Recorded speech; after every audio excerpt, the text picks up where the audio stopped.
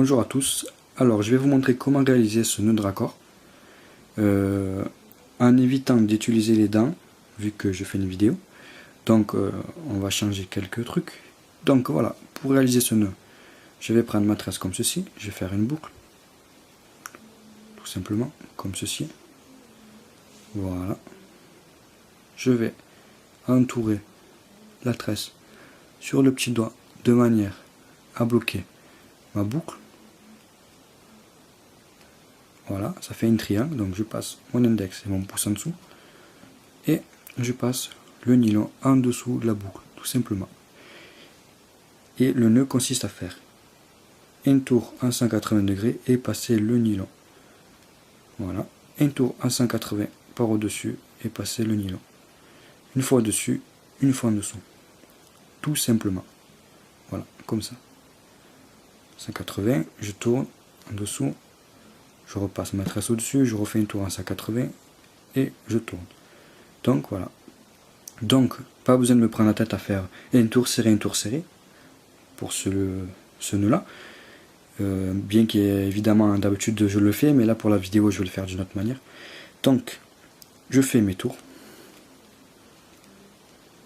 Tout simplement. Sans trop me prendre la tête.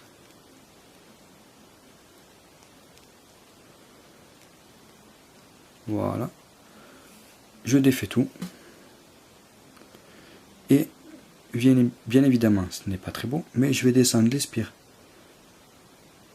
en bas. Alors je n'ai pas fait beaucoup de tours, on peut faire 10 tours pour le minimum, je pense. Tout dépendra de la tresse et du nylon. On peut aller jusqu'à 30 tours. En général, il y en a qui font 15, 20 tours, plus ou moins de 20 tours.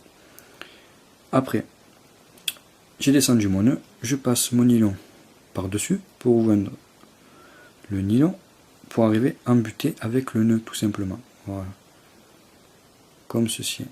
Et je vais venir serrer le nœud en tirant les deux extrémités. Tout simplement. Alors, je tire bien les deux extrémités.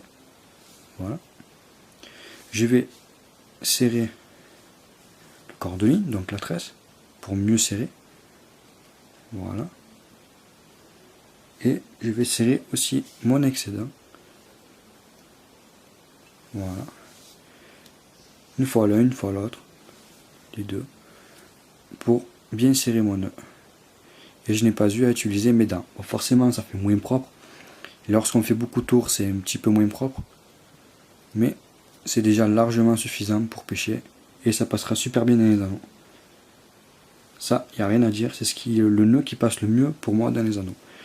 Voilà, mon nœud est quasiment terminé. Il me reste tout simplement à faire le nœud de finition.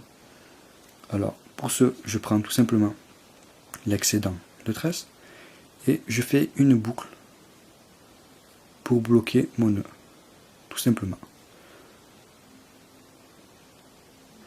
Voilà, je tire et je serre, tout simplement. Voilà, et je vais finir par faire le nœud de finition, style nœud au tube, tout simplement. Alors, on fait une boucle comme ceci, comme d'habitude, et au lieu de faire un tour, je vais faire environ 5 tours. Voilà.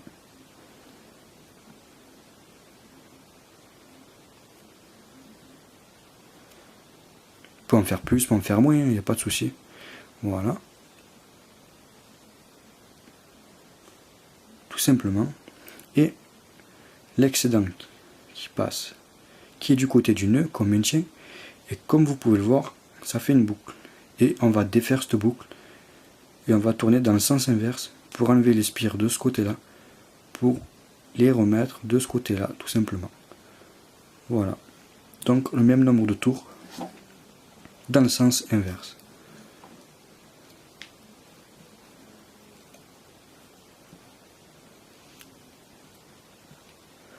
Voilà. Tout simplement.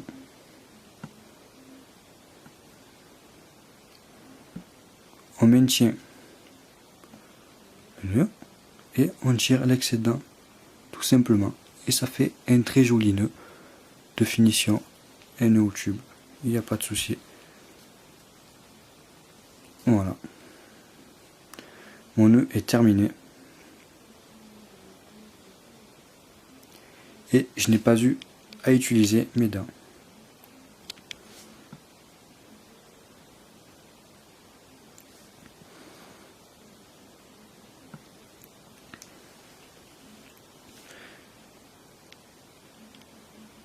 On va bien évidemment couper les excédents.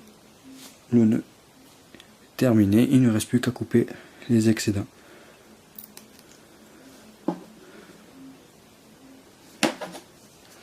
Et de bouler. Pareil pour le nylon.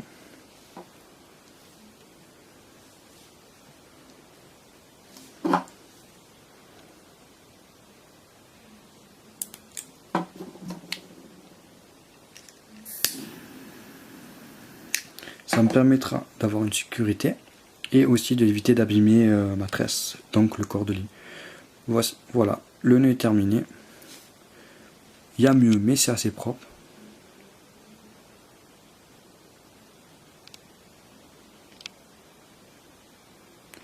C'est pour moi l'un des meilleurs nœuds, pour ne pas dire le meilleur. Et il passe vraiment super bien dans les anneaux et c'est vraiment ce que je recherchais. Donc c'est le nœud que j'utilise pour le leurre. Voilà. Je vous conseille franchement de l'essayer, c'est vraiment un très bon nœud. Ou sinon, si vous n'y arrivez pas, essayez le nœud main que je trouve qui est aussi pas mal. Allez, je vous dis à bientôt.